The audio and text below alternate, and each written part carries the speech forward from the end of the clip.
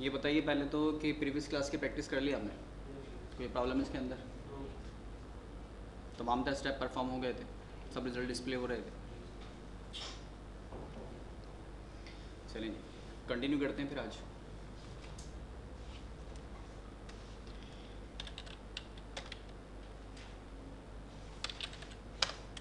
Start किया हमने declare से।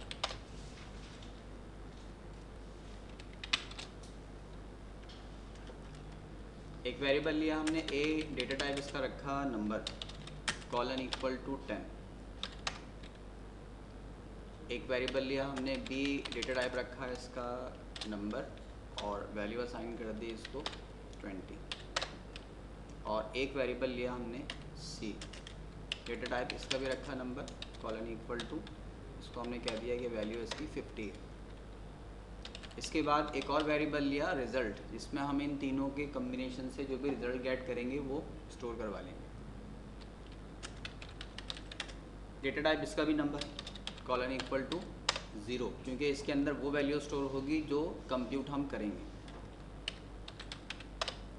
बिगिन में आ गए। बिगिन में आने के बाद हमने पहले तो किया इन नंबर्स को ऐड। हमने कहा कि जी रिज़ल्ट के अंदर असाइन कर दो क्या चीज़, ए प्लस बी प्लस सी, तीनों का सम लेके आ जाओ। सही, क्या वैल्यू आ जाएगी इसके अंदर? 80 नंबर स्टोर है। dbms underscore output dot put underscore line. हमने मैसेज दिया कि जी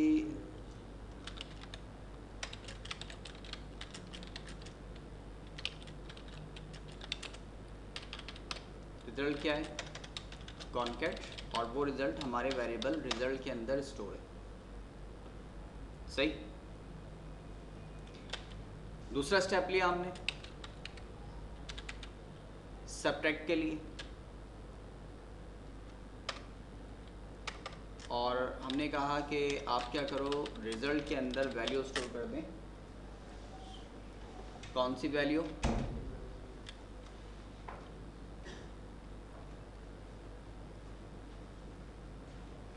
फिफ्टी स्टोर है सी के अंदर। हमने कहा सी से माइनस करो। अब क्या माइनस करो? ए प्लस बी का सम। ए प्लस बी, ए के अंदर स्टोर है 10 और बी के अंदर स्टोर है 20। इन दोनों का सम कर लें, कितने होंगे? 30। और 30 को सी से माइनस कर दें, यानी 50 से माइनस कर दें, क्या देगी वैल्यू? 20।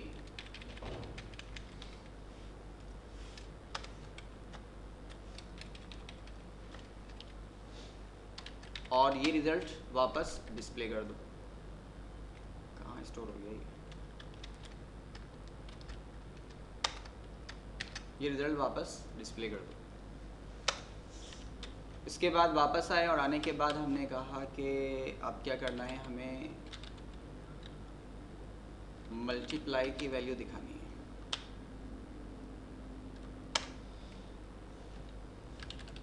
रिजल्ट लें, रिजल्ट के अंदर स्टोर किया A multiply by B multiply by C, तीनों को का प्रोडक्ट लो और प्रोडक्ट लेके वो स्टोर कर दो रिजल्ट के अंदर, और जो भी वैल्यू आए उस वैल्यू को वापस डिस्प्ले भी कर दो। ठीक है, वेरिएबल रिजल्ट का एक ही है, सेपरेट नहीं है। फिर वापस आए और आने के बाद हमने कहा कि अब क्या करेंगे, अब करेंगे divide. Result colon equal to, result के अंदर क्या करो आप कि सी प्लस बी कर लो, और जो भी सम आए उसको डिवाइड कर दो आप ए से। सी के अंदर मौजूद है 50, बी के अंदर मौजूद है 20। पहले तो इन दोनों का आप सम कर लो, इन दोनों का सम हुआ 70 और डिवाइड कर दो 10 से, तो आंसर क्या आएगा? 7। जो भी आंसर आए वो इस रिजल्ट के अंदर आप डिस्प्ले कर दो और यहाँ पर एंड। ये पूरा हमारा क्लोज हो गया। सही, चारों ऑपरेशन हमने इसके अंदर यूज कर लिया। डिस्प्ले फर्स्ट ऑफ ऑल तीनों का सम 10 + 20 30, 30 + 5 50 80। पहला रिजल्ट आ गया हमारे पास, तीनों का सम 80। रिजल्ट ने पहला वैल्यू स्टोर कर दी। अब जब पहली वैल्यू स्क्रीन पर डिस्प्ले हो गई तो रिजल्ट को आप कुछ भी स्टोर करवा दें, कोई प्रॉब्लम तो नहीं है, वैल्यू तो उसने यूज़र को दे दी। फिर हमने कहा कि a + b का सम लो, तो a + b का सम आ गया 30, माइनस कर दो आप c में से यानी 50 में से, तो 50 में से जब 30 को माइनस किया तो आंसर आ गया उसका 20। तीनों नंबर्स का प्रोडक्ट चाहिए, तीनों को मल्टीप्लाई किया तो अमाउंट उसके लिए आ गया 10,000 का। और c + b 70, और 70 को जब 10 से डिवाइड करेंगे तो आंसर आ जाएगा आपके पास 7। एक ही वेरिएबल को मल्टीपल टाइम हमने यूज़ किया है रिजल्ट के लिए, और वो कब यूज़ किया, जब पहला रिजल्ट हमने डिस्प्ले कर लिया। इन केस अगर हम कुछ इस तरह कर लें कि ये जो फर्स्ट रिजल्ट था ना, जहाँ पे ये वैल्यू रिजल्ट के डिस्प्ले कर रहा था, इसको हमने डिस्प्ले नहीं करवाया,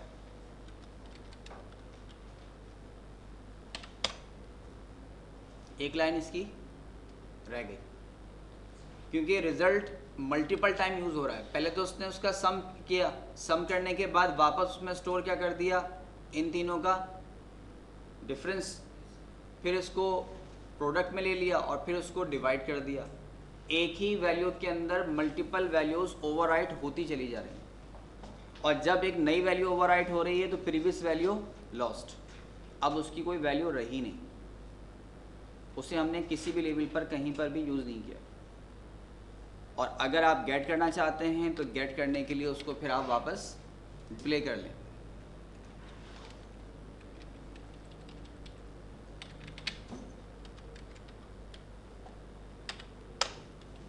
वापस वैल्यू आ गई।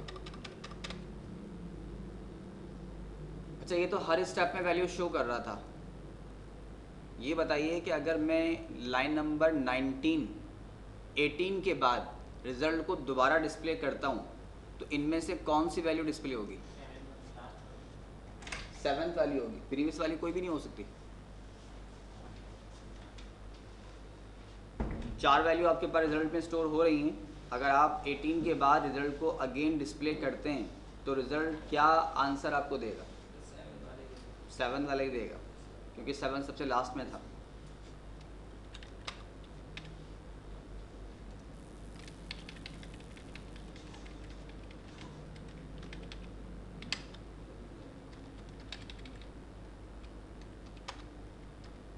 अब क्या रहेगा?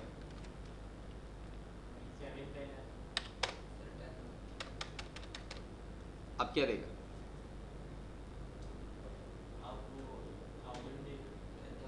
$10,000 देगा। सबसे लास्ट में जो आपने वैल्यू ओवरराइड करवाई वही वैल्यू आपके पास रहेगी, चाहे वो कोई सी भी सीक्वेंस में हो। ऐड करें, मल्टीप्लाई करें, डिवाइड करें, कुछ भी कर लें, जो लास्ट स्टेप है ना, लास्ट स्टेप कौन सा है? मल्टीप्लाई का। इसका आंसर आपको देगा। ये तो हमने स्टैटिक वैल्यू ली थी। स्टैटिक वैल्यू हर बार एक ही आंसर आ रहा है। हमने यहाँ पर लगाया m% और यूज़र से कहा कि आप क्या करें, फर्स्ट नंबर दे दें। सेकंड को हटाया, यहाँ पर m% लिया और हमने कहा कि आप सेकंड नंबर इंटर कर दो। इसके बाद m% third underscore number inter कर दो। 3 नंबर हमने यूज़र से गेट कर लिया। फर्स्ट नंबर मैंने दिया 20, सेकंड नंबर दिया 30 और थर्ड नंबर दिया 100। तीनों के ऊपर ऑपरेशन परफॉर्म हो गया। अब डायनामिक हो गया। इसकी परफॉर्मेंस प्रीवियस से बेहतर है। बेहतर क्यों है? क्योंकि हर बार ये फ्रेश वैल्यू ला के दे रहा है आपको।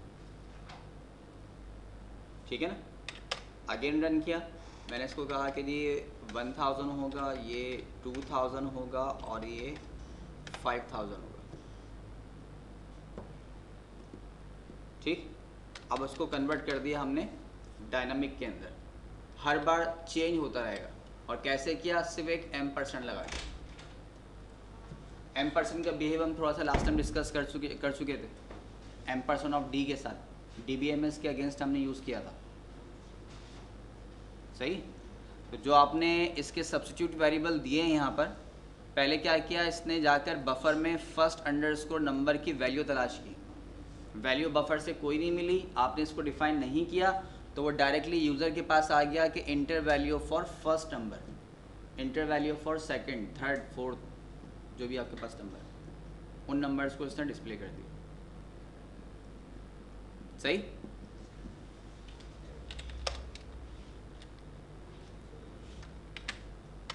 वेरिएबल्स के अलावा हमने एक और वेरिएबल लिया, करंट अंडरस्कोर यूज़र का। डेटा टाइप कैसी रखी, हमने कहा कि वर्डचार है। यूज़र कौन होगा इसके अंदर, यकीनन सिस होगा। वैल्यू हमने इसकी 100 कर दी, और फिर कहा current underscore date, data type कैसी होगी, डेट ही होगी। दो हमने वेरिएबल और ले लिए। बिगिन में आए, और बिगिन में आने के बाद हमने कहा कि current underscore user colon equal to, जो डिफ़ॉल्ट यूज़र है वो असाइन कर दो इसको। साथ ही साथ करंट अंडरस्कोर डेट वेरिएबल के अंदर क्या स्टोर करो, सिस डेट को स्टोर कर दो। ठीक है, सिस डेट आ गई, और आने के बाद फिर हमने कहा कि M% ऑफ D डिस्प्ले करे वो आप, करंट यूज़र इज, तो ये वैल्यू हमारे पास करंट अंडरस्कोर यूज़र के वेरिएबल के अंदर स्टोर है। अगेन फिर हमने कहा कि M% of D current date बता दो आप, तो करंट डेट हमारे पास मौजूद है करंट अंडरस्कोर डेट के वेरिएबल के अंदर। इसके बाद हमें वैल्यू डिस्प्ले करने के लिए थोड़ा सा गैप चाहिए था, तो हमने कुछ स्पेस को रिजर्व किया।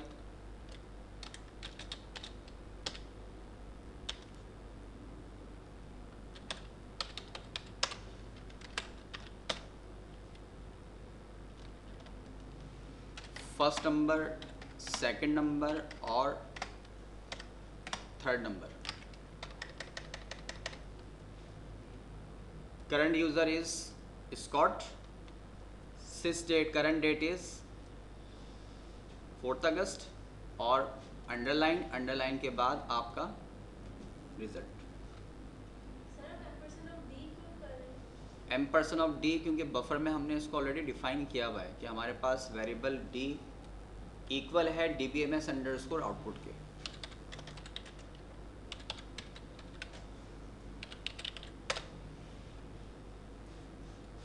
इस वजह से define D is equal to DBMS underscore output dot put underscore line. ठीक है, अगर आप किसी वेरिएबल को बफर में डिफाइन कर देते हैं तो उस लेंथी स्टेटमेंट के बजाय आप अपनी शॉर्ट फॉर्म को M% के साथ यूज़ कर सकते हैं, जैसा कि अभी हम यूज़ कर रहे थे। पूरा हमने स्टेटमेंट लिखा था DBMS underscore output dot put underscore line, तो इसके बिहाफ पे एक बार %D को भी हमने यूज़ किया है। ठीक है, ये आपकी लॉगिन फाइल के अंदर अवेलेबल है। ठीक है जी, लॉगिन फाइल का फ़ायदा क्या है, लॉगिन फाइल आप क्रिएट करते हैं, आपने SQL में भी क्रिएट की होगी। सारे फीचर्स जो अभी आपने यूज़ किए, अभी और भी हम आगे देखेंगे, उसमें और भी तो बहुत सी लाइंस हैं जो भी हमने डिस्कस नहीं की, टाइम टू टाइम करते रहेंगे। लॉगिन फाइल को क्रिएट करने का मेन ऑब्जेक्टिव क्या है, क्यों क्रिएट करते हैं?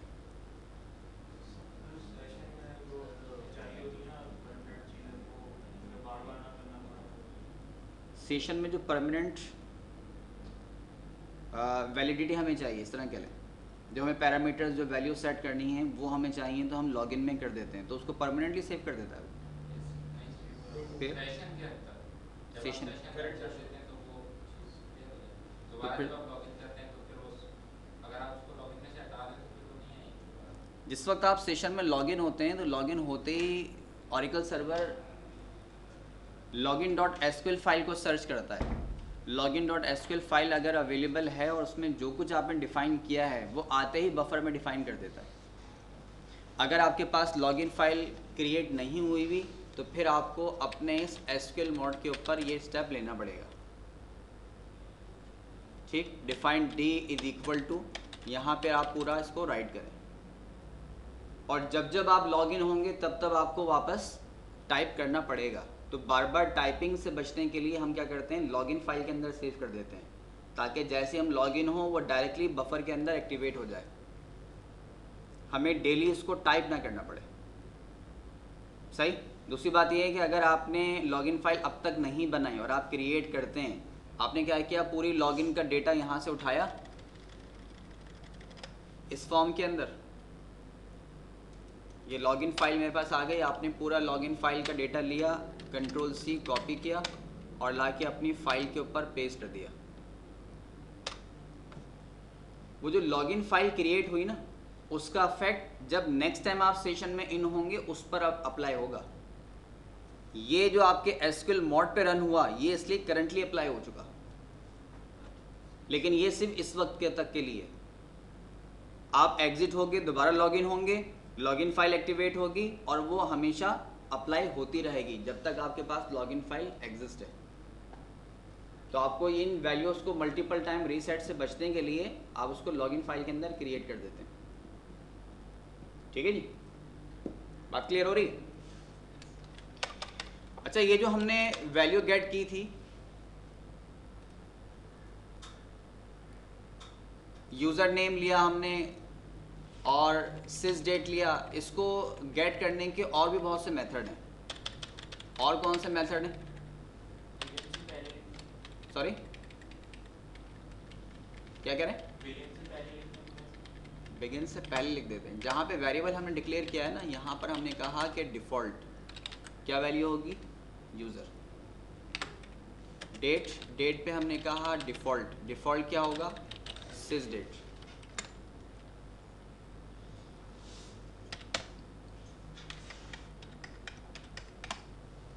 Same result. डिफ़ॉल्ट कंस्टेंट जैसे आप यूज़ करते हैं टेबल लेवल के ऊपर कि डिफ़ॉल्ट वैल्यू ये है, यूज़र प्रोवाइड करता है या नहीं करता तो आपको ये वैल्यू असाइन करनी है। तो आप वो कंस्टेंट इस लेवल के ऊपर भी यूज़ कर सकते हैं। मैंने इन दोनों को रोक दिया है, ये स्टेप परफॉर्म नहीं करने। अब क्या करना है, डिफ़ॉल्ट के थ्रू इन्हें असाइन करवाना है। सही। और जब आप डिफ़ॉल्ट को यूज़ कर रहे हैं तो इन पर्पस के लिए यही स्टेप ज़्यादा बेहतर है। इसको फिर आप यहाँ से रिमूव कर दें। ठीक है जी। सेकंड मेथड ये हो सकता है, उसे डिफ़ॉल्ट पे रहने दें। यहाँ से इसको सिस डेट को हमने डिफ़ॉल्ट से रिमूव किया, बिगिन पर आए और बिगिन पे आने के बाद हमने कहा कि सिस डेट गेट करें। किस में गेट करें, हमारे वेरिएबल करंट अंडरस्कोर डेट के अंदर। सही। पीएल के अंदर क्यूरी को परफॉर्म करने का मेथड यही होगा कि आप जो भी इंफॉर्मेशन गेट करेंगे उसे किसी ना किसी जगह पर स्टोर ज़रूर करेंगे। वो जगह क्या होगी, वो कोई ना कोई वेरिएबल होगा। तो हमने कहा सिस डेट गेट करे और गेट करके कहाँ मूव करना है उसको, करंट अंडरस्कोर डेट के वेरिएबल में, जो कि हम ऑलरेडी क्रिएट कर चुके हैं।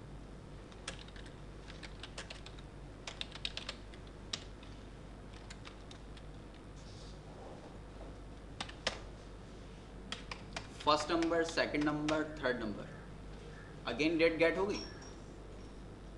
ये थर्ड मेथड होगी। तीनों तरीके से आप डेट को गेट कर सकते हैं। सही।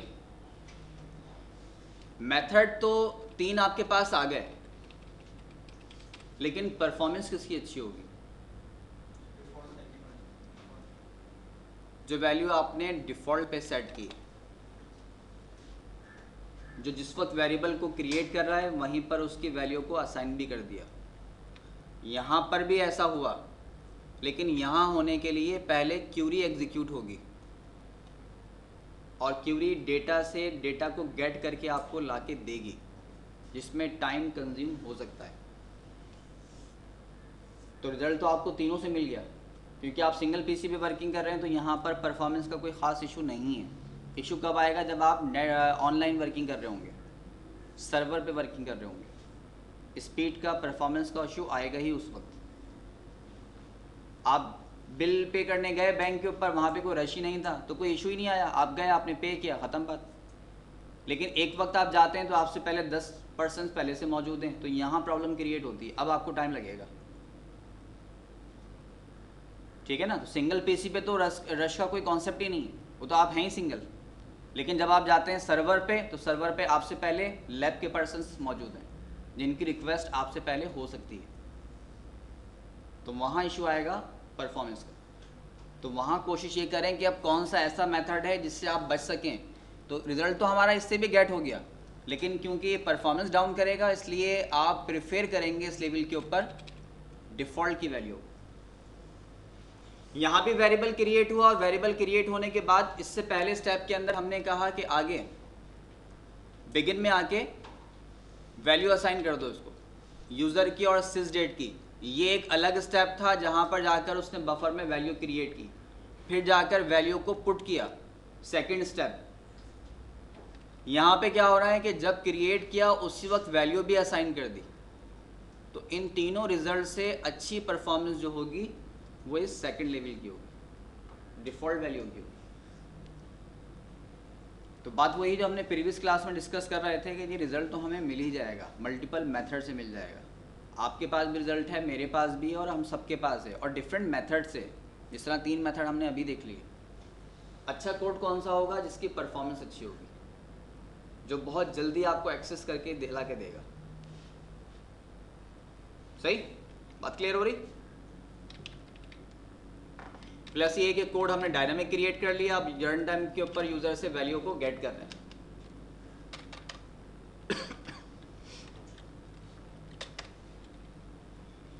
इसके अलावा एक हमारे पास ऑपरेटर यूज होता है जिसको हम कहते हैं कंडीशन स्टेटमेंट।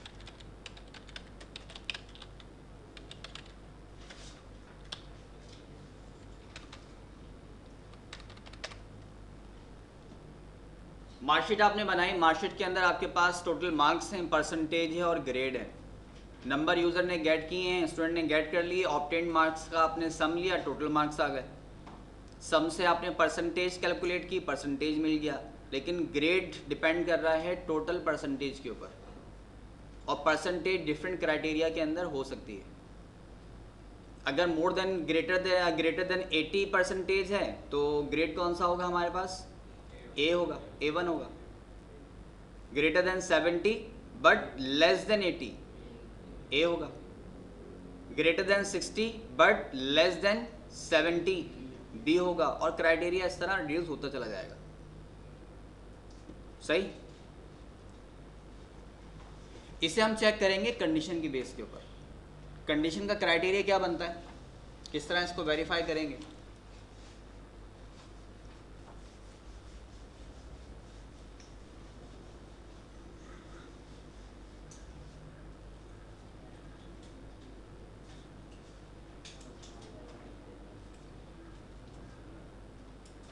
वैल्यू हमारे पास आई, कैलकुलेट होकर,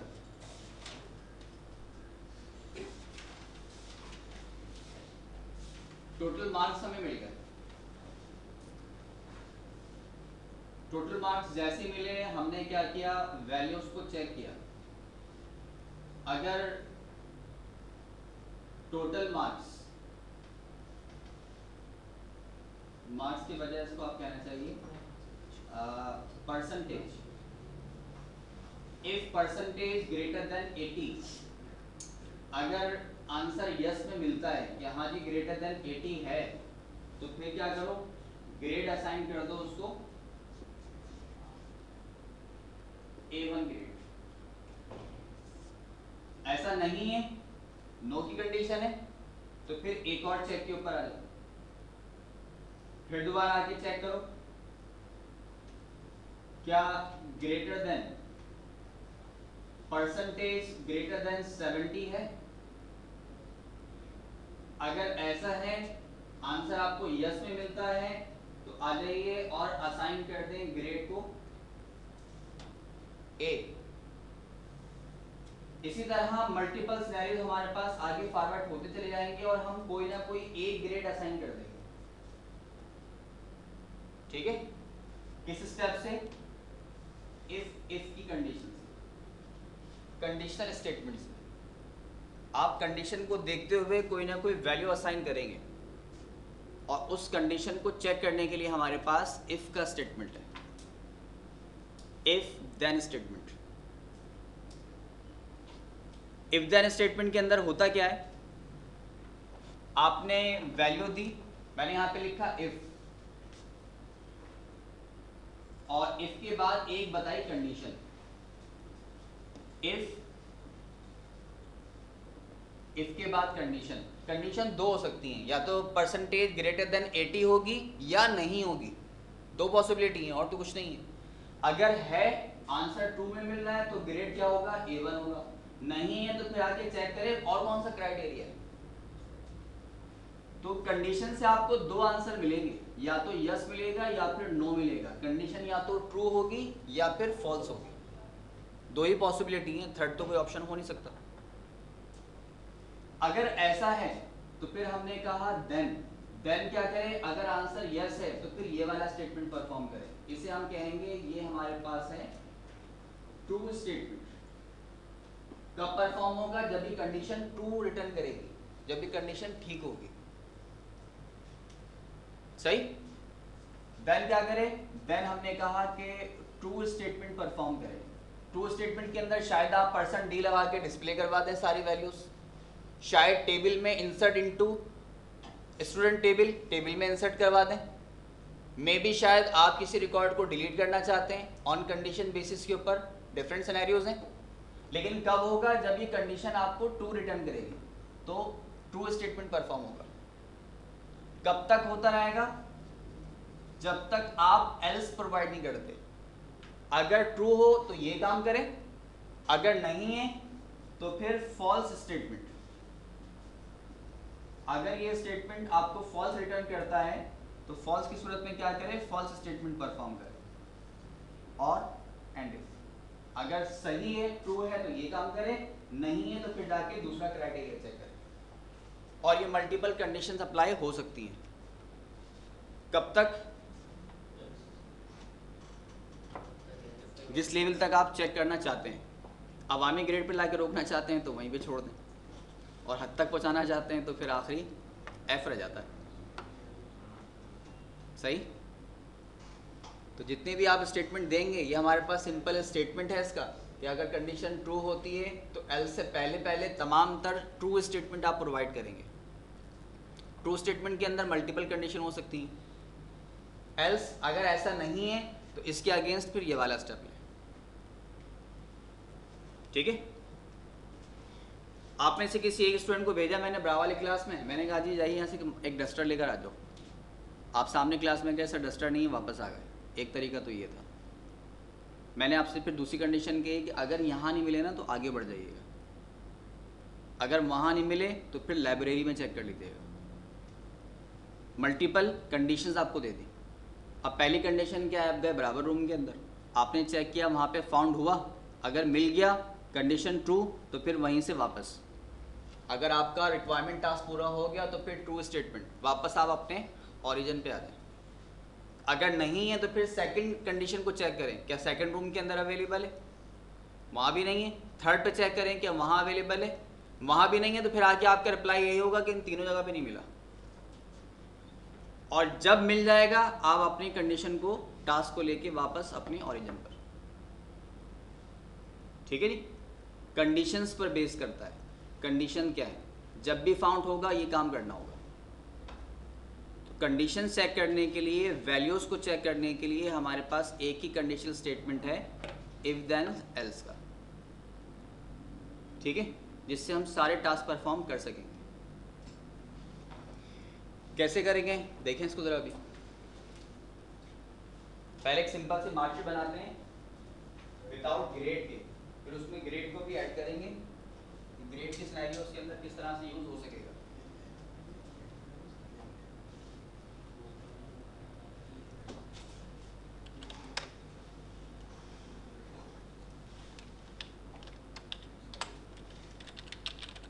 डिक्लेयर, सबसे पहले हमने एक वेरिएबल लिया,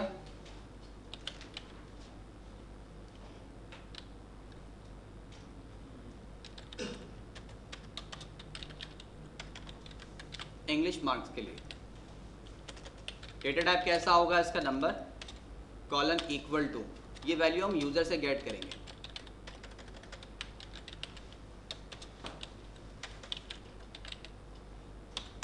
ताकि डायनामिक मार्कशीट क्रिएट हो।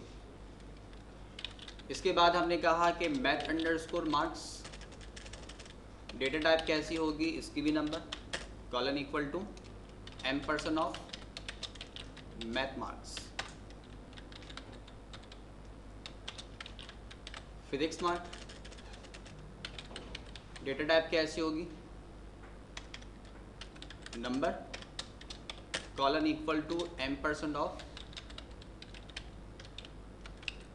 Physics underscore marks.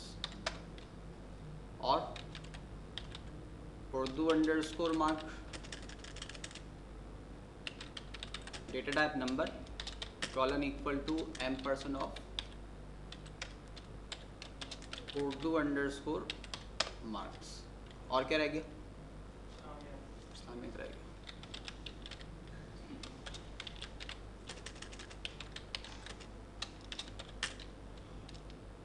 M% of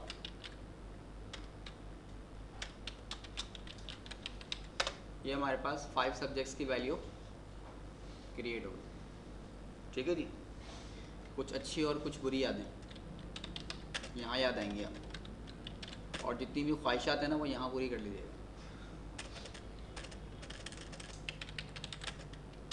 data type कैसी होगी, नंबर कॉलन इक्वल टू 0। इसके अलावा एक वेरिएबल लिया हमने परसेंट का, डेटा टाइप इसकी भी हम रखेंगे number colon equal to 0।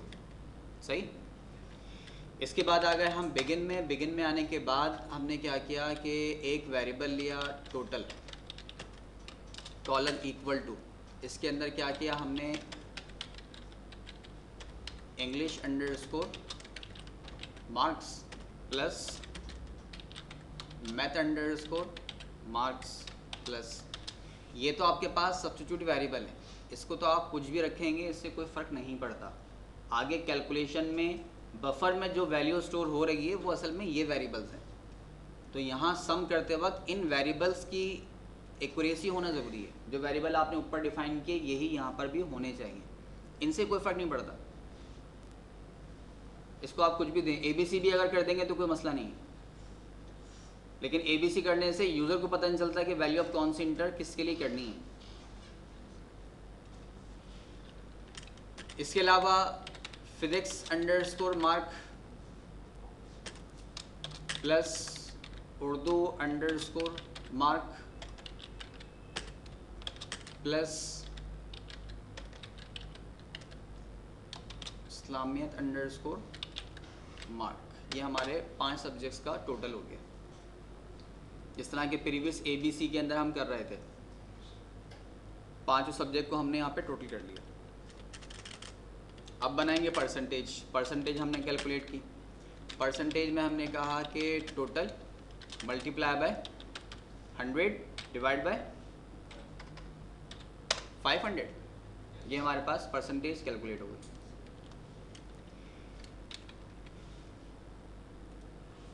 Code को हमने ब्लॉक्स में कन्वर्ट किया और यहाँ पे हमने कहा कि ये हमारे पास है calculation.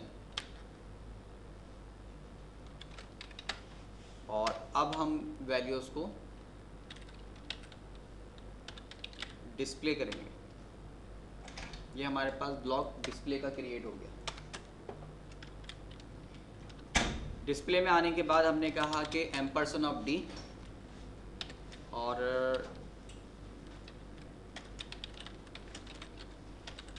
Marksheet single quote close, M% of D single quote, और इसको कर दिया हमने अंडरलाइन। सही। वाइट स्क्रीन के अंदर एक आपको ड्रॉबैक कह लें या बाहर जो भी कह लें, स्क्रीन की पोजीशन स्पेसिफाई नहीं कर सकते आप यहाँ पर। और लैंग्वेजेस के अंदर, अदर के अंदर ऐसा होता है कि स्क्रीन के ऊपर पोजीशन वेरीफाई कर सकते हैं। भाई ये हमारी पूरी स्क्रीन है, मैं चाहता हूँ कि मार्कशीट सेंटर में आए, तो सेंटर में लाने का कोई स्पेसिफिक इसकी पोजीशन नहीं है। क्यों नहीं है? क्योंकि ये डिज़ाइनिंग मोड नहीं है, ये तो फॉर्म्स और रिपोर्ट के बैक हैंड पर वर्किंग करेगा। फ्रंट पे पीएल यूज़ नहीं होती, फ्रंट हैंड नहीं है, ये तो आपके फॉर्म्स पर बैकअप पे कोडिंग के लिए यूज़ होगा। तो डिज़ाइनिंग से इसका कोई ताल्लुक नहीं है। आप यहाँ जस्ट फॉर परफॉर्मेंस को, कैलकुलेशन को, वर्किंग को, कोड राइटिंग पर्पस के लिए यूज़ करेंगे, इसलिए इसकी कोई स्क्रीन का पोजीशन अवेलेबल नहीं। ठीक है। इसके बाद फिर हमारे पास वैल्यू आ गई एम्परसेंट ऑफ डी। एक हमने और वैल्यू ली, हमने कहा स्टूडेंट अंडरस्कोर नेम का एक वेरिएबल भी होना चाहिए। डेटा टाइप कैसी होगी? वर्चर टू, लेंथ हमने इसके ले ली 100 और colon equal to single quote ampersand of student underscore name. Name get कर लिया। इसके बाद एक वेरिएबल हमें चाहिए क्लास। ठीक। डेटा टाइप कैसा होगा? वर्चर टू, लेंथ हमने इसके ले ली 10 colon equal to ampersand of class. एक वेरिएबल हमने और लिया इसका, roll underscore number. Data type कैसा होगा? नंबर। अच्छा, डेटा टाइप नंबर होगा या करेक्टर होगा? रोल नंबर के लिए दोनों पॉसिबिलिटी हैं। अगर रोल नंबर आपका A37 है तो फिर आपको वर्चर लेना पड़ेगा, A अल्फ़ाबेट है। और अगर सिर्फ डिजिट्स में 4 5 3 6 7 8 समथिंग, जैसे हमारी नॉर्मली होता है, सिर्फ डिजिट पर ही नंबर होते हैं, तो फिर उसके लिए फिर आप नंबर डेटा टाइप ले सकते हैं। दोनों पॉसिबिलिटी हैं कि आपको नंबर किस तरह का चाहिए। अमूमन कोड जो होते हैं ना वो अल्फ़ा न्यूमेरिक होते हैं। जैसे आपके यहाँ पे भी शायद ऑरासॉफ्ट का कोड होगा, उसके साथ फिर डिजिट्स भी अवेलेबल हैं, तो अल्फ़ा न्यूमेरिक है। तो इस डेटा टाइप के लिए फिर आपको वर्चर 2 ही लेना पड़ेगा। लेकिन अगर आपके पास कोड सिर्फ 1 2 3 4 5 सिर्फ और सिर्फ नंबर में है, डिजिट टाइप के अंदर है, तो उसको फिर आप नंबर डेटा टाइप में ही ले लो। तो हमने कहा जी नंबर में होगा, और नंबर कैसा होगा? Ampersand of roll underscore number. ये वैल्यू भी हमने ले ली, और लेने के बाद आ गए और हमने कहा कि जी स्टूडेंट नेम क्या होगा? std अंडरस्कोर नेम के अंदर वो स्टोर होगा। Ampersand of D, class variable class के अंदर स्टोर होगी। Ampersand of D, roll number, variable roll underscore number के अंदर स्टोर है। इसके बाद सेकंड वैल्यू क्या है हमारे पास? Ampersand of D. हमने कहा कि जी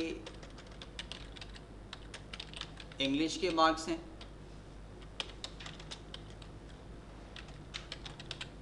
English underscore marks.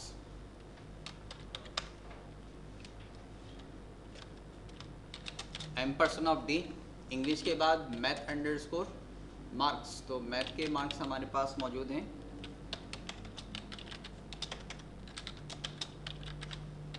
Math marks के अंदर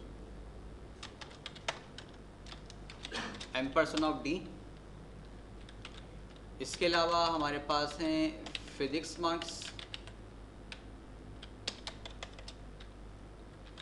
वेरिएबल है फिजिक्स अंडरस्कोर मार्क। इसके बाद हमारे पास है ampersand of D, Urdu marks.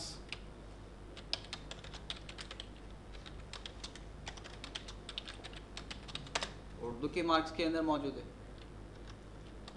इसके बाद एम्परसेंट ऑफ डी,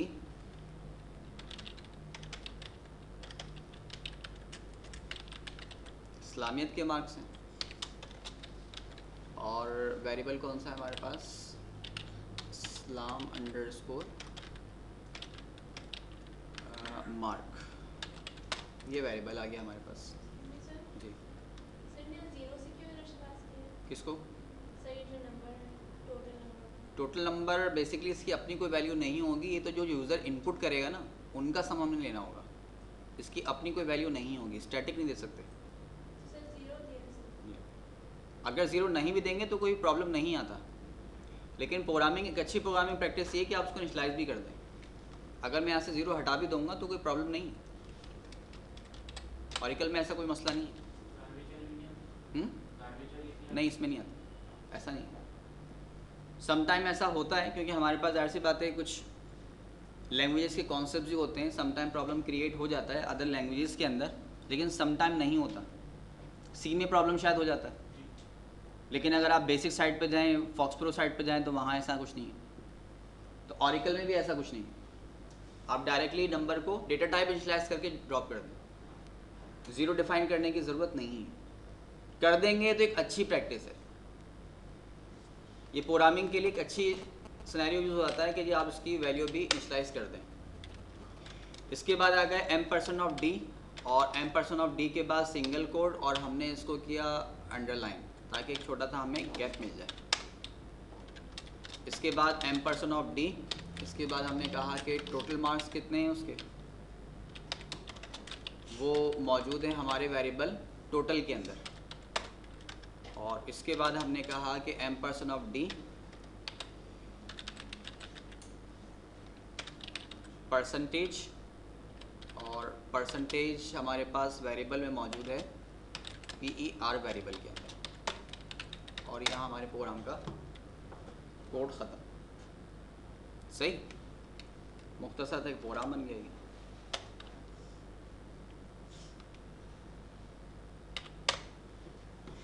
कह रहे हैं स्टूडेंट नेम प्रोवाइड कर दें, स्टूडेंट नेम हमने दे दिया। कह रहे हैं क्लास दे दें, तो क्लास ये हमारे पास मैट्रिक है। रोल नंबर दे दें तो रोल नंबर 101 है। इंग्लिश के मार्क्स हमने प्रोवाइड कर दिए, इंग्लिश के मार्क्स दे दिए। मैथ के मार्क्स आ गए, फिज़िक्स हो गया, और उर्दू आ गया, और इस्लामियत आ गया। हाँ, इसलिए मैंने कहा कि यहाँ पे सारी ख्वाहिशात पूरी हो जाएंगी, कम से कम ख्वाब तो इंसान अच्छे देखे। तो जी हमारे पास ये मार्कशीट क्रिएट हो गई, हेडिंग आ गई मार्कशीट की, अंडरलाइन कर दिया। अंडरलाइन करने के बाद नेम, क्लास, रोल नंबर, तमाम तरह सब्जेक्ट्स के मार्क्स अगेन अंडरलाइन किया, टोटल मार्क्स, और देन फिर उसकी परसेंटेज। सही, ये एक सिंपल सी डायनामिक मार्कशीट क्रिएट हो गई। इमेज इस वक्त नहीं आएगा, GUI एप्लीकेशन नहीं है, वाइट स्क्रीन पर इमेज नहीं आता, फॉर्म्स लेवल पर आएगा, फॉर्म पे आएगा, रिपोर्ट पर आएगा, इस पर नहीं आएगा। सेव हो जाती है, सेव करेंगे आगे आगे। तेल में हमारे पास इस तरह कोड हैं, हम कोई भी इमेज टेबल में सेव करवा देंगे, लेकिन देख नहीं सकते उसको। GUI एप्लीकेशन नहीं है, वो फॉर्म है।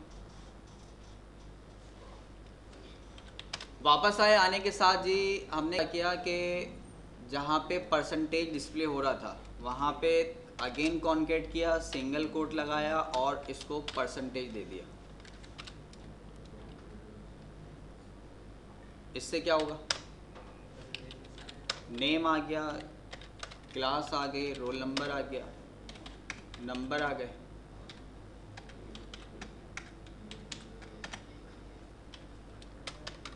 With percentage. क्या किया था हमने, कॉन्केट करवाया है परसेंट साइन, जिसका इफेक्ट क्या आया, जहाँ पर परसेंटेज शो हो रहा था वहाँ पर परसेंट भी शो हुई। ठीक है, समटाइम परसेंट्स वगैरह कैलकुलेट करनी हो, टैक्स वगैरह कैलकुलेट करना हो, तो वहाँ पर हमारी रिक्वायरमेंट होती है कि हम इन वैल्यूज़ को लाना चाहते हैं, तो फिर हमें इन परसेंट को इस तरह से कॉन्केट करवाना पड़ता है। सही, चलिए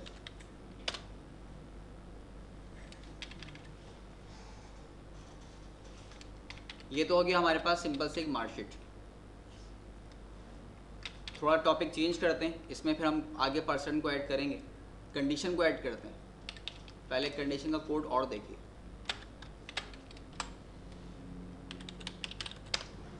डिक्लेयर साइड पर आए, डिक्लेयर साइड पे आने के बाद हमने वापस एक और वेरिएबल लिया a, डेटा टाइप रखी इसकी number, colon equal to m% of first underscore number, variable का नेम भी यही रख लें सब, फर्स्ट नंबर, वेरिएबल नेम भी हमने ये रख लिया first number. Second underscore number, एक और वेरिएबल लिया, डेटा टाइप कैसी होगी इसकी, नंबर होगी, कॉलन इक्वल टू वैल्यू क्या होगी, m% of second underscore number, और आ गए हम एग्जीक्यूटिव ब्लॉक के अंदर। बस 2 नंबर हमने यूजर से गेट कर लिए, ठीक है। हमने चेक किया कि इफ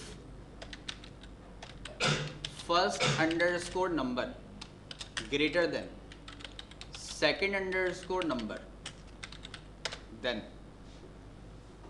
हम ये चेक करना चाहते हैं कि दोनों में से हाईएस्ट नंबर कौन सा है, ग्रेटर कौन सा है। 2 नंबर आपने दिए, कौन से दिए हमें नहीं पता, यूजर से एवरी टाइम गेट कर रहे हैं, at the time of execution हम यूजर से गेट कर रहे हैं। यूजर किस वक्त कौन सी वैल्यू देगा हमें नहीं पता, लेकिन हम उसको चेक करना चाहते हैं। हमने कहा कि चेक करें क्या if first number greater than है सेकंड नंबर से, अगर है तो फिर डिस्प्ले कर दे m% of d,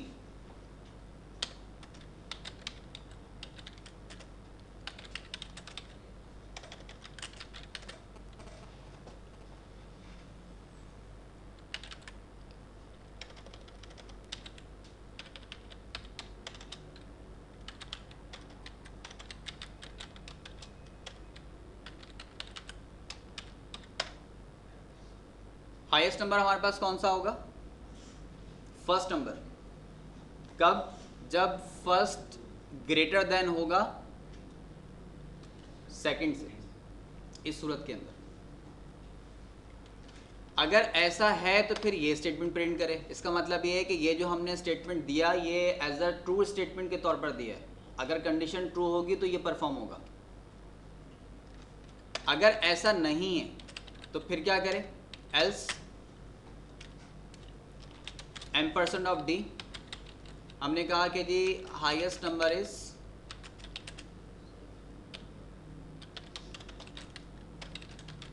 second underscore number. अगर ऐसा नहीं है तो फिर हाईएस्ट नंबर सेकंड ही होगा। एल्सिफ को लिखने का मेथड यही होगा कि बीच में एक स्पेस आएगा, इसको इस फॉर्म में नहीं लिखेंगे आप, और एक के बजाय 2 नहीं देंगे, सिर्फ एक ही स्पेस इसके बीच में आएगा, ठीक है। और इसके बाद बिगिन का एंड। फर्स्ट नंबर मैंने कहा फर्स्ट नंबर ये है 10, second number is 20, highest number is 20, सही। First number 60, second number 20, highest number 60। जब ये वाला स्टेटमेंट हमने परफॉर्म किया और उसने 20 आंसर दिया, तो ये ट्रू स्टेटमेंट परफॉर्म हुआ या फिर ये वाला स्टेटमेंट परफॉर्म हुआ, फॉल्स वाला। कंडीशन हमने दी फर्स्ट अंडरस्कोर नंबर अगर ग्रेटर है सेकंड से, तो फर्स्ट नंबर में आपने 10 रखा था, तो फर्स्ट ग्रेटर तो नहीं है, 10 20 से बड़ा नहीं होता। अगर है तो फिर तो ये वाला नंबर दे कि फर्स्ट नंबर इज ग्रेटर, और अगर ऐसा नहीं है तो फिर क्या करे, एल्स की कंडीशन पर आ जाए और बता दे सेकंड नंबर। तो 10 क्योंकि 20 से बड़ा नहीं होता, लिहाजा एल्स किस कंडीशन पर आया और आकर उसने डिफाइन कर दिया 20। जी हाँ करते हैं, उसको भी करते हैं। फर्स्ट नंबर पर आया, फर्स्ट नंबर हमने दिया 60, सेकंड नंबर दिया 20। अब यहाँ पर चेक किया क्या फर्स्ट नंबर सेकंड से ग्रेटर है, तो इस कंडीशन में तो ऐसा ही था, फर्स्ट नंबर सेकंड से ग्रेटर है तो हाईएस्ट नंबर इज 60। और अगर हमने दिया 20 और 20 तो क्या करेगा? Highest number is 20। सर ये पता कैसे चलेगा कि इसने ये पहली वाली प्रिंट की है या दूसरी वाली? सर सेकंड वाली प्रिंट की है फॉल्स कंडीशन। सर एक काम करते हैं ना, ये बीच में सिंगल कोड जो हमने लिखा है इसको चेंज कर देना पड़ेगा, तो बता दो सर। इसे हाँ, इसको चेंज कर दें। क्या लिखूं? ऐसा नंबर है सेकंड नंबर, इसमें ये second number is single code के अंदर सेकंड नंबर इज हाईएस्ट। अगर मैं सेकंड नंबर इज हाईएस्ट लिख भी देता हूं तो इसमें क्या सेकंड नंबर हाईएस्ट है? सर ये पता चल पॉसिबल जाएगा, नहीं, चेंज वो पता चल जाएगा। जब कौन सी ये पता लग जाएगा। चलिए शायद आपको पता लग जाएगा। क्या लिखूं यहाँ पे? सेकंड नंबर, ठीक है।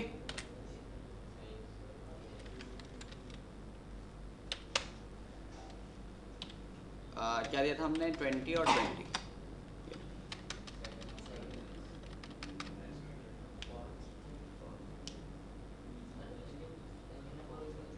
हमने कहा कि अगर फर्स्ट नंबर ग्रेटर हो सेकंड से तो ये वाला स्टेप प्रिंट करें, और अगर इसके अलावा कुछ भी हो तो फिर ये वाला करना है। कुछ भी का मतलब इक्वल भी हो सकता है। अगर ग्रेटर होगा तभी ये काम करेगा, अदरवाइज नहीं करेगा। अब वो चाहे नंबर ग्रेटर है या नहीं है, उस सूरत में क्या करेगा?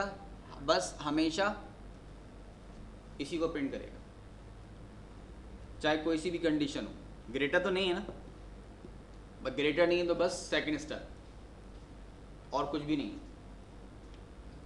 आपको सिर्फ एक टास्क दिया गया कि बराबर रूम में जाइए, मिल जाता है डस्टर तो ठीक है, वरना फिर वापस। आपको बस यहीं का टास्क दिया था ना कि यहाँ जाके देख लें। आप यहाँ देखा, यहाँ से वापस आ गए। और तो कोई कंडीशन आपको बताई नहीं थी कि अगर यहाँ ना हो तो फिर आगे भी चेक करना है, ये तो कहा ही नहीं था आपसे। सेल्फ बेसिस के ऊपर कोई फंक्शनलिटी, कोई स्टेप सिस्टम लेता नहीं है। जितनी डायरेक्शन आप देंगे, जितने स्टेप्स प्रोवाइड करेंगे, इतने ही स्टेप लेगा वो, ना एक ऊपर ना एक नीचे। वापस आए कोड के ऊपर। कोड पे आके फिर हमने चेक किया else if, multiple if condition. पहली कंडीशन चेक करो, क्या ये कंडीशन ट्रू है? अगर ट्रू है तो ये काम करना है। अगर ऐसा नहीं है तो फिर दोबारा चेक करो, क्या ये वाली कंडीशन है? एक और कंडीशन, मल्टीपल स्टेटमेंट। पहले इस रूम में चेक करो, यहां नहीं है तो फिर बड़ा वाले रूम में चेक करो, वहां भी नहीं है तो फिर आगे चेक करो। कब तक? जब तक आपको टास्क मिलता रहे, जितनी पॉसिबिलिटीज हैं। यकीनन आप ये सर्चिंग का जो क्राइटेरिया टास्क आपको दिया, आप ऑरा सॉफ्ट के इंस्टीट्यूट में ही सर्च करेंगे ना, ऑफिस तो और भी हैं, वहां थोड़ी देखेंगे इसको। अपने पर्टिकुलर क्राइटेरिया में सर्चिंग करेंगे कि जहाँ जहाँ पॉसिबिलिटी है, जहाँ जहाँ हो सकता है। लैब में डस्टर की ज़रूरत ही नहीं है, वहाँ उसका यूज़ ही नहीं है, तो वहाँ पे पॉसिबल भी नहीं है, वहाँ चेक करने की ज़रूरत भी नहीं है। मल्टी स्टेप पे आ गए। एल्स इफ, अगर ऐसा नहीं है तो चेक करें क्या सेकंड अंडरस्कोर नंबर ग्रेटर है फर्स्ट अंडरस्कोर नंबर के। अगर है तो फिर ये सेकंड नंबर प्रिंट कर दे, तो फिर ये वाला टास्क करें। एल्स अगर ऐसा नहीं है, एम्परसन ऑफ डी मैसेज दे दे,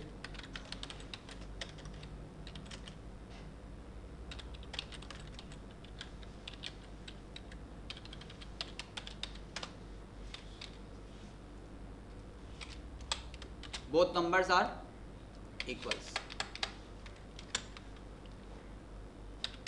पहली condition 10, second condition 20, second number is highest.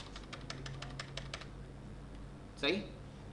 वापस आए, इसको कहा 60 और इसे कहा हमने 40। Highest number is 62। फिर वापस आए, हमने कहा 50 प्लस 50।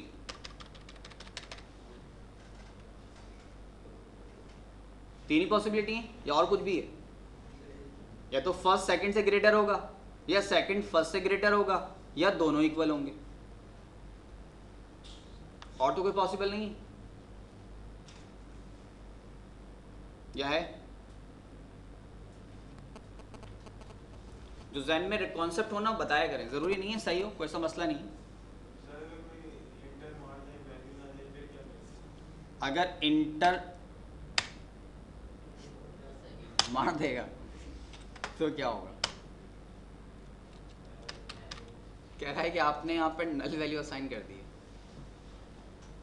First term.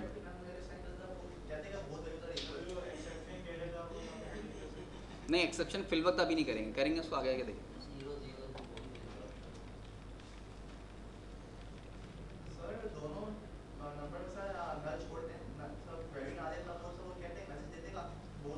देखिए अगर नल वैल्यूज पर कोई नंबर देना होता ना तो शायद आपको बोथ वैल्यूज इक्वल या कोई और वैल्यू देता, या मे बी साइलेंस ही रहता, कम से कम एरर जनरेट नहीं करता, एरर नहीं होता कम से कम, लेकिन उसने एरर शो कर दिया आपको। अच्छा एक काम और करके देखते हैं, वो काम ये करते हैं कि इस फर्स्ट नंबर को पहले तो मैंने यहाँ से किया कॉपी, और कॉपी करने के बाद इसको यहाँ पहले 0 से इनिशियलाइज कर दिया, सही, और 0 से इनिशियलाइज करने के बाद आए ब्लॉक में और यहाँ आके मैंने इसको इनपुट ले लिया।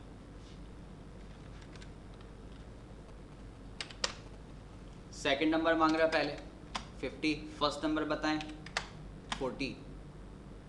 क्या कह रहा है? कह रहा है फर्स्ट नंबर असाइन नहीं है। ओके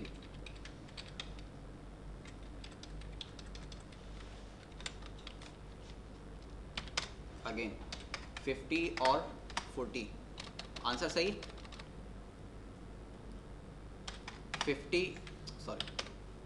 50 और डायरेक्टली इंटर। अब हालांकि इस फर्स्ट नंबर के अंदर 0 हम स्टोर करवा के आ चुके थे, लेकिन प्रीवियस एग्जांपल आपने देखी थी, रिजल्ट वेरिएबल वाली ओवरराइट हो रही थी प्रीवियस वैल्यू के ऊपर, तो 0 से इनिशियलाइज हो चुका था। अगर आप ये वैल्यू नहीं दिखाते तो वो 0 ही कॉल करता उसको, लेकिन क्योंकि आपने यूजर से वैल्यू ली और यूजर ने डायरेक्ट इंटर यानी नल कर दिया, तो नल ओवरराइट हो गया 0 के ऊपर, और जब नल असाइन हो गया तो नल वैल्यू नंबर के अंदर असाइन हो नहीं सकती, इस वैल्यू के अंदर असाइन नहीं हो सकती, इसलिए यहां पर एरर जनरेट हो गया। ठीक है, बात क्लियर हो रही? तो बहरहाल कोई ना कोई नंबर इंटर करना इस लेवल पर जरूरी है कि आप कोई ना कोई वैल्यू यहां पर इंसर्ट करें। इसको यहां से हटाइए और कंट्रोल V, ये वापस नंबर हमारे पास आ गया, और इसकी परफॉर्मेंस क्या है? परफॉर्मेंस इसकी सही चल रही है। ठीक है, चलिए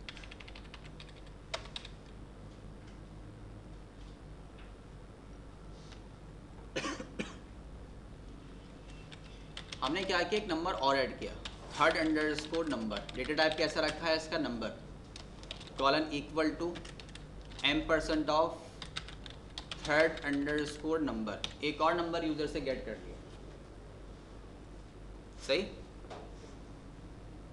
अब लगाना है आपको first highest number, second highest number, third highest number. सबसे पहला नंबर कौन सा होगा? सॉर्ट करना है उसको असेंडिंग ऑर्डर के अंदर। सबसे बड़ा नंबर पहले आएगा, डिसेंडिंग फॉर्मेट में आएगा, सबसे बड़ा नंबर पहले आएगा, उसके बाद उससे छोटा, उसके बाद फिर अगर मैं 10, 20, 30 दूं तो first highest number is 30, second 20, third is 10। ये सिनेरियो होना चाहिए। पहले 2 ही थे तो पॉसिबिलिटी भी कम थी, अब एक और नंबर बढ़ गया, पॉसिबिलिटी बढ़ गई। चेक किया हमने, अगर फर्स्ट हाईएस्ट नंबर है तो फर्स्ट को हाईएस्ट होने के लिए जरूरी है कि फर्स्ट सेकंड से भी हाईएस्ट हो और थर्ड से भी हाईएस्ट हो, तीनों से हो। तो हमने कहा कि if first number greater than second number and, और क्या होना चाहिए? फर्स्ट नंबर ग्रेटर हो थर्ड अंडरस्कोर नंबर के। अगर ऐसा है तो फिर हाईएस्ट नंबर इज फर्स्ट। ठीक है, एल्स पे आ गए, चेक किया आपने सेकंड नंबर को। अब अगर सेकंड है तो सेकंड के साथ भी बिहेव यही है कि सेकंड अगर फर्स्ट से ग्रेटर है तो हाईएस्ट होने के लिए जरूरी है कि ये थर्ड से भी ग्रेटर हो। लिहाजा हमने कहा and second underscore number greater then third underscore number. अगर ऐसा है तो इसका मतलब ये है कि ये दोनों से हाईएस्ट नंबर है। ठीक है, अभी एल्स की कंडीशन नहीं आई, अभी तीसरे को भी चेक करना है हमें। एल्सिफ, एक और एल्सिफ, अगर फर्स्ट भी हाईएस्ट नहीं है सेकंड भी नहीं है तो थर्ड को चेक करें। अगर यहां हमने एल्स छोड़ दिया तो शायद कोई नंबर इक्वल आ जाए, तो सिर्फ दो की वैलिडिटी परफॉर्म करेगा। थर्ड पर तो एल्स वाली कंडीशन आ गई, जब भी कंडीशन फॉल्स हुई थर्ड पे चला जाएगा। लिहाजा इसको भी चेक करना पड़ेगा। क्या चेक करें कि इफ थर्ड अंडरस्कोर नंबर, अगर थर्ड नंबर ग्रेटर है फर्स्ट अंडरस्कोर नंबर के और साथ ही साथ थर्ड अंडरस्कोर नंबर ग्रेटर है सेकंड अंडरस्कोर नंबर के, तो फिर देन क्या होगा?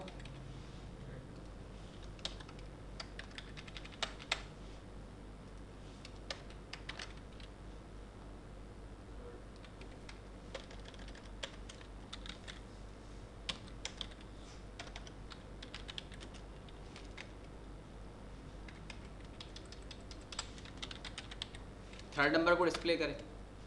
और अगर कुछ भी नहीं है तो एल्स क्या होना चाहिए? फोर्थ कंडीशन क्या होगी एल्स की सूरत में?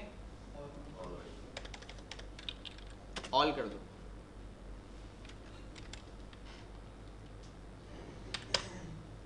फर्स्ट नंबर मैंने दिया इसको 10, सेकंड दिया 20, तीसरा दिया 30। 30 इज हाईएस्ट नंबर। ठीक, अगेन रन किया 10,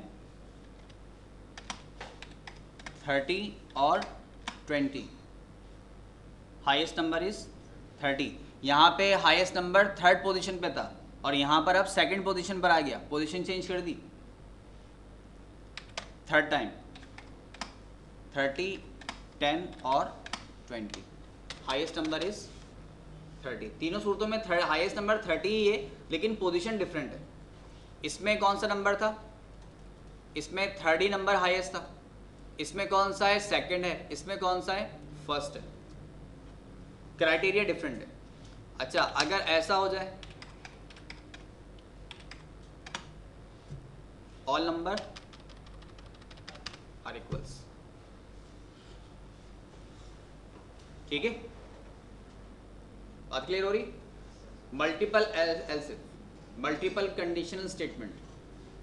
अब तीन कंडीशन है तो तीन कंडीशन के मुताबिक true statement. First condition first true statement, second condition second true statement, third condition third true statement. और अगर तीनों ट्रू नहीं हो तो फिर फोर्थ क्या है? False statement. अगर तीनों नहीं है तो फिर ये होगा। ग्रेड अगर A1 है, नहीं है तो A है, A भी नहीं है तो B है, B नहीं है तो C है और C नहीं है तो D। आखिरी एल फिर यही। एल्स की कंडीशन में क्या होगी? अगर कोई भी ग्रेड नहीं है तो फेल तो फिर होगा ही होगा।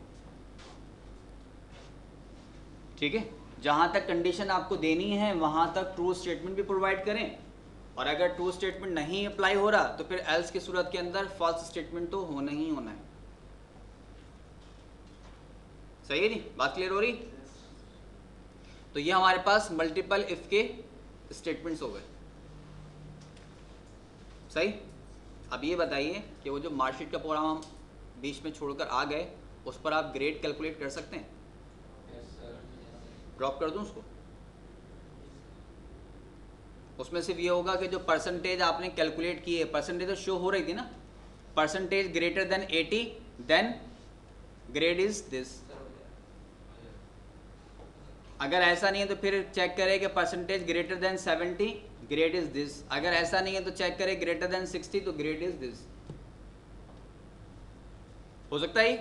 Yes sir. तो फिर ये आपका पहला असाइनमेंट है। ठीक, ये आपको नेक्स्ट क्लास तक कंप्लीट करना है।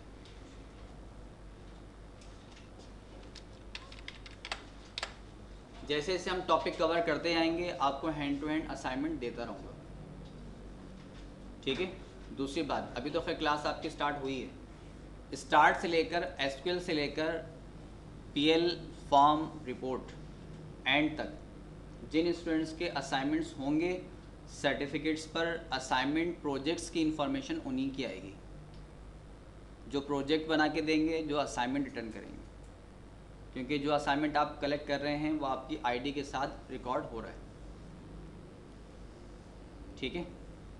प्लस ये है कि एक बात ये भी समझ लें कि जो आप प्रैक्टिस कर रहे हैं, जो आप असाइनमेंट्स क्रिएट कर रहे हैं, जो प्रोग्राम्स बना रहे हैं या जो आगे टास्क परफॉर्म करेंगे, असल में वही आपकी लर्निंग ही है, वही कुछ आपको आ भी रहा है। अब जितने असाइनमेंट ज़्यादा से ज़्यादा करेंगे इतनी लर्निंग भी ज़्यादा होगी। क्योंकि ये ऑन स्क्रीन पर वर्किंग जो हो रही है इसमें अभी तक कोई एरर नहीं आया, लेकिन जब आप टाइप करेंगे, क्योंकि अभी इनिशियल लेवल है, जब टाइप करेंगे इसमें 10 एरर निकल आएंगे। तो वो रिमूव कब होंगे? जब आप खुद क्रिएट करेंगे। सिर्फ देखने से या वीडियो ऑडियो सुनने से कुछ नहीं होता। वो तो जैसे एक मूवी है, प्लेयर आपको वीडियो चला रहा है, साउंड आप सुन रहे हैं, बस सुन रहे हैं, ठीक है, ऐसा होता है, लेकिन सुनने में, देखने में और खुद परफॉर्म करने में फ़र्क है। जब तक आप खुद नहीं करेंगे आपको कभी भी नहीं आएगा। तो बहरहाल जो टास्क आपके पास हैं उनको आप ऐड करते रहें, और ऐड करने के साथ साथ ये आप कमिंग क्लास तक इस एड्रेस पर मेल करते रहें। अपना बैच और शिफ्ट ज़रूर बताइएगा। 57 बैच मॉर्निंग शिफ्ट।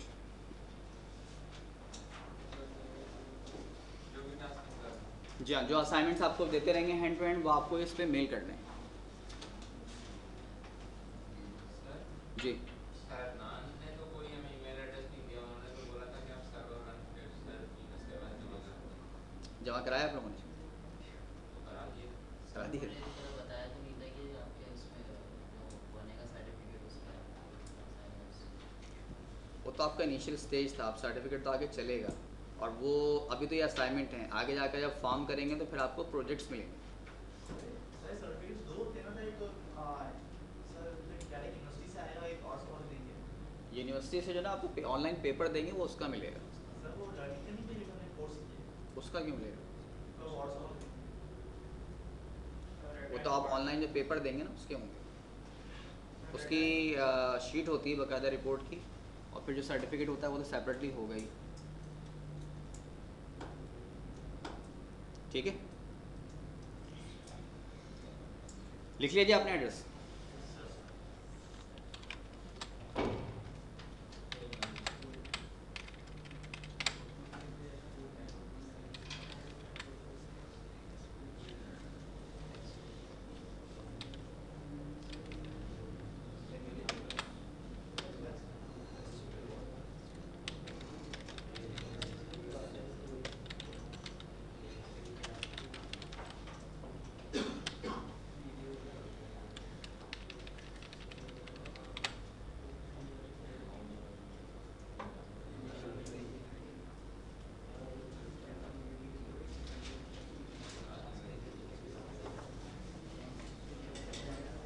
करना ये है कि जी आपने इनमें से हाईएस्ट नंबर बता दिया।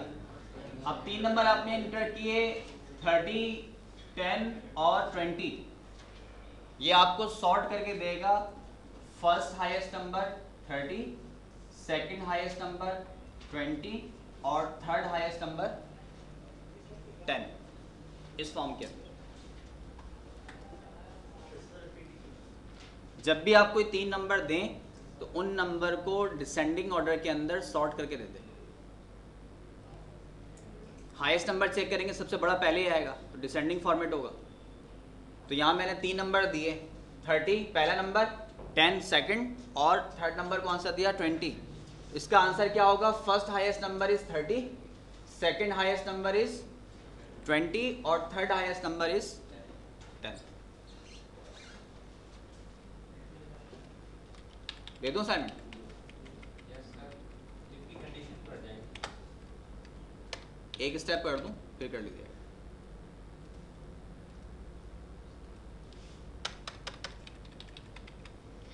पहला स्टेप आया, आपने चेक किया कि फर्स्ट हाईएस्ट नंबर है सेकंड से और फर्स्ट हाईएस्ट नंबर है थर्ड से। इसका मतलब है फर्स्ट हाईएस्ट नंबर तो मिल गया आपको, ठीक है। पहला नंबर तो आपको फाइंड आउट हो चुका, लेकिन अब मसला ये है कि एक नंबर तो आपको मिल गया कि फर्स्ट सेकंड से भी है और फर्स्ट थर्ड से भी है, लेकिन फिर इन दोनों में कौन है? पहला नंबर तो आ गया, फर्स्ट हाईएस्ट नंबर इज 30, लेकिन इन दोनों को भी तो सॉर्ट करना है कि अब इनमें से कौन बड़ा है। इसके लिए आए हम ब्लॉक के अंदर और यहां आकर हमने एक और नेस्टेड कंडीशन लगाई ताकि मजीद जो दो नंबर हैं उनको भी चेक करें कि इनमें हाईएस्ट नंबर कौन सा है। फर्स्ट को छोड़ दें। If second underscore number greater then third underscore number, क्या सेकंड थर्ड से ग्रेटर है? अब अगर सेकंड थर्ड से ग्रेटर है तो सीक्वेंस बन जाएगी। पहला हाईएस्ट था, सेकंड यहां से मिल गया, थर्ड के बाद कोई और लेवल है नहीं, सॉर्टिंग हो गई। अगर ऐसा है तो देन क्या करें?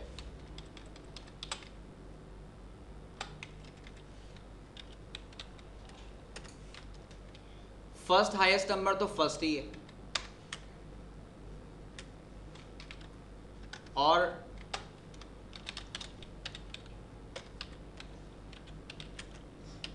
सेकंड हाईएस्ट नंबर कौन सा है? सेकंड ही है और इसके अलावा कोई और कंडीशन है नहीं, तो फिर आखिर में थर्ड ही होगा। इसको आप कहते हैं कि थर्ड नंबर इज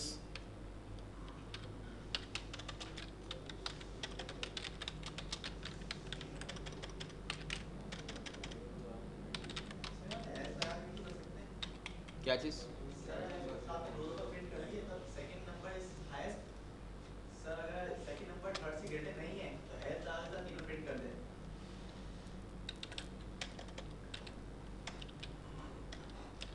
नेस्टेड के अलावा बात कर रहे हैं?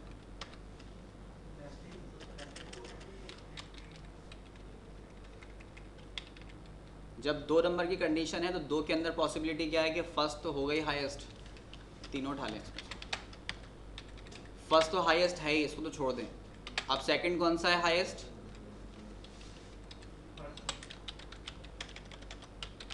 थर्ड है। और सेकंड कौन सा है? Third number.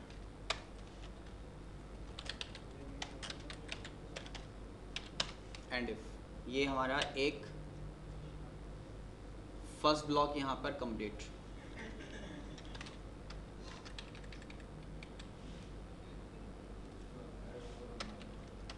एक ऐसी कंडीशन जिसमें फर्स्ट हाईएस्ट है, बाकी सेकंड थर्ड कुछ भी हो। देखें पहले इसको। फर्स्ट नंबर हमने दिया 100, सेकंड नंबर दिया 70 और थर्ड नंबर दिया 50। इसी ऑर्डर में आंसर भी आना चाहिए, सही। फर्स्ट हाईएस्ट नंबर इज 100, तो फर्स्ट हाईएस्ट नंबर 100। इन दोनों में कौन सा है? सेकंड ही है और थर्ड ही है। अच्छा, वापस आइए। फर्स्ट हाईएस्ट है, सेकंड और थर्ड। आप देखें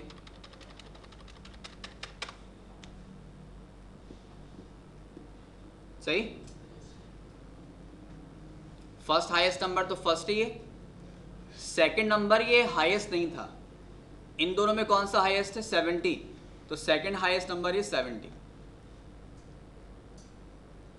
और थर्ड कौन सा है? फिर किस तरह से परफॉर्म हुआ?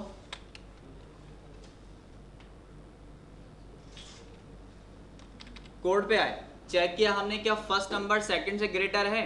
तो 150 से भी ग्रेटर है और 70 से भी ग्रेटर है।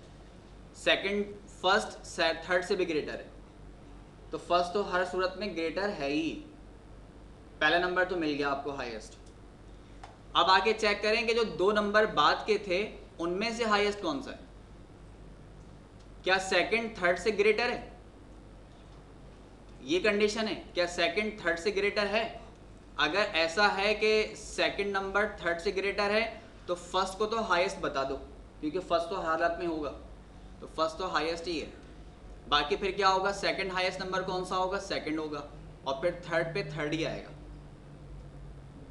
अगर ऐसा नहीं है तो फिर क्या होगा? फर्स्ट तो फर्स्ट ही रहेगा 100, और अगर ऐसा नहीं है तो सेकंड पोजीशन पे कौन सा होगा? थर्ड होगा, और थर्ड पोजीशन पे कौन सा होगा? सेकंड होगा। इनवर्स होगा, फिर फर्स्ट तो हाईएस्ट ही है, सेकंड पोजीशन पे थर्ड नंबर और थर्ड पोजीशन पर सेकंड नंबर, इनवर्स हो गया। सर एक मिनट, सर कोड में से कुछ पूछना है। जी सर अगर हमें पता है कि फर्स्ट हाईएस्ट ही है तो सर हम इफ से पहले फर्स्ट को लिख देते हैं सर। नहीं, पता होने की जरूरत नहीं है, मैंने एक कोड लिखा है, अभी मैंने और को चेक नहीं किया। यही रिपीटेशन इस स्टेप के साथ भी होगा, यही स्टेप इसी के साथ भी होगा। सर वो ठीक है। सर आप सर पहले लाइन से आप लिखना first greater than second number है, सही। First is greater than third number. सही। उसके बाद ये फर्स्ट नंबर प्रिंट करवा दें, मतलब फर्स्ट तो हाईएस्ट हो ही गया। सही। तो उसके बाद सर इफ के बाद आप सेकंड और थर्ड की चेक करवा के सेकंड और थर्ड ये प्रोग्रामिंग है, और प्रोग्रामिंग के अंदर मैंने शुरू में ही आपसे कहा था कि कोड डिफरेंट हो सकते हैं। Last line of course sir वो सब एक्चुअली फास्ट हो जाता है। ऐसा कर ले, कोई सा मसला नहीं। ये ले, ये क्या है? यस सर सर लाइन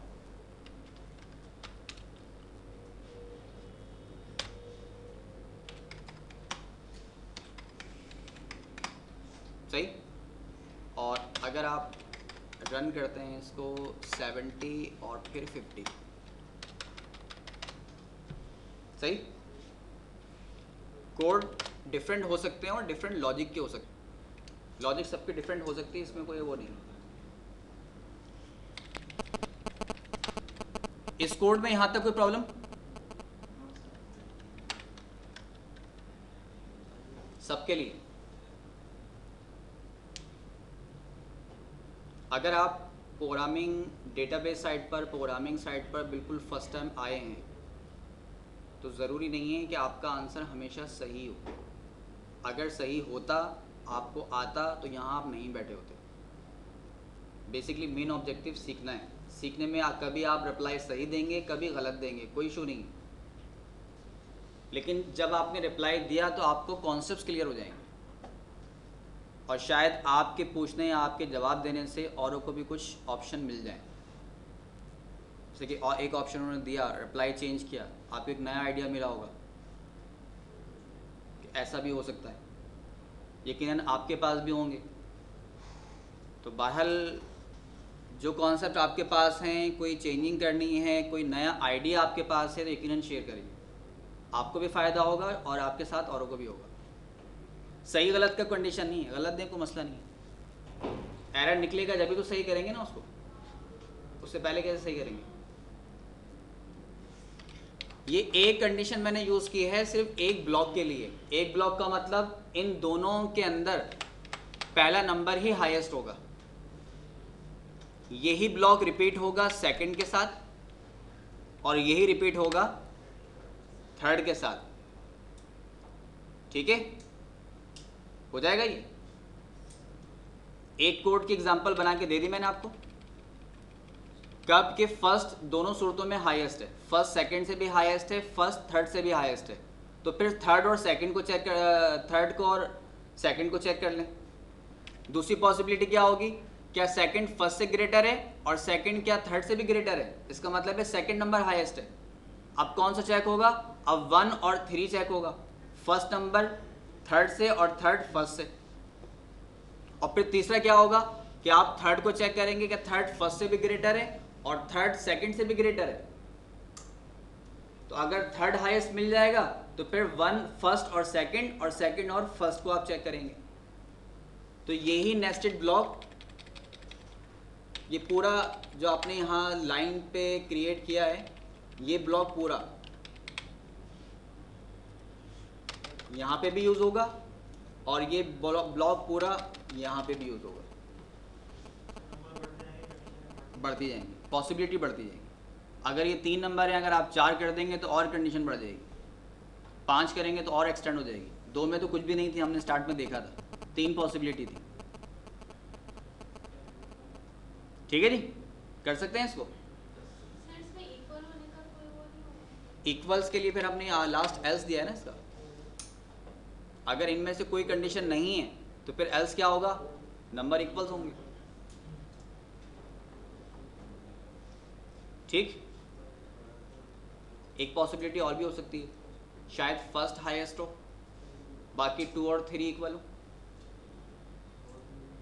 ऐसा भी तो हो सकता है। अगर ऐसा होगा तो फिर आपको यहाँ एक चेक और लगाना पड़ेगा। ठीक है, एक स्टेप कर लें, उसके बाद असाइनमेंट ले लें।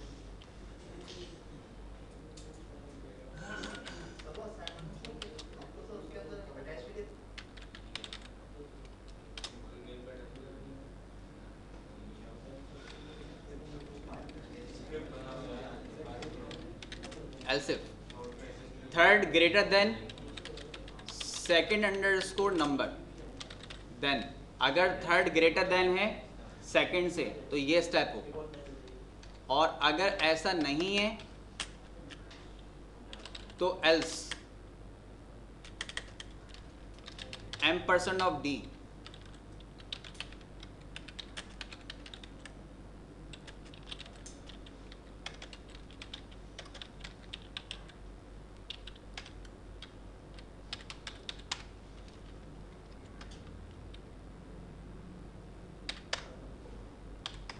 हंड्रेड 70 और 60 सॉर्टिंग सही हुई।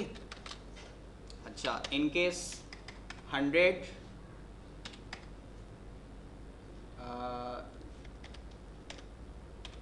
80 और 90 अभी सही है। अच्छा, तीसरी पॉसिबिलिटी क्या है, 100 50 और 50। फर्स्ट नंबर हाईएस्ट कौन सा है, 100 है, और रिमेनिंग जो है वो इक्वल है। ठीक है, जैसे जैसे कंडीशंस बढ़ती जाएंगी पॉसिबिलिटी बढ़ती जाएंगी। मैंने एक प्रोग्राम बनाया था, एक ऑप्शन दिया चेंजिंग हो गई, दूसरा ऑप्शन दिया एक और चेंजिंग हो गई। दो पॉसिबिलिटी और अभी और भी बहुत सी पॉसिबिलिटी हैं, एक नहीं है, बहुत सी हैं। सबके पास नए नए आइडियाज़ होंगे, जिसमें कुछ सही भी होंगे, कुछ एरर भी होंगे। नेगेटिव, अभी नेगेटिव का कॉन्सेप्ट नहीं लेके चल रहे, सिर्फ ग्रेटर को रखें, एक साइड पे चलें, करेंगे उसको भी ऐसा ऐसा करेंगे। नेगेटिव इंटीजर की आपने लेंथ ली होगी कि हमारे पास इंटीजर की लेंथ कितनी है एसक्यूएल के अंदर। जब टॉपिक करेंगे ना तो उसमें इंशाल्लाह हम उसको कवर करेंगे।